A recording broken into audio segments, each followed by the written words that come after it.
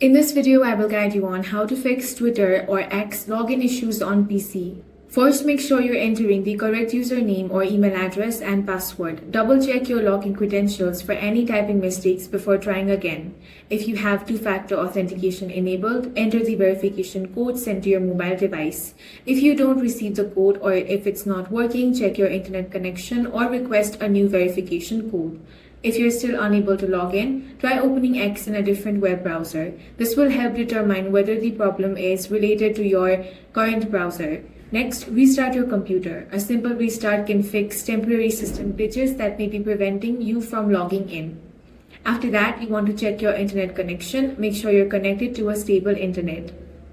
Also, if you're using VPN or proxy service, disable it and try signing in again. In some cases, VPN and proxy servers can interfere with X login process. That's all for this video. If you found it useful, make sure to hit the like button and subscribe for more videos like this.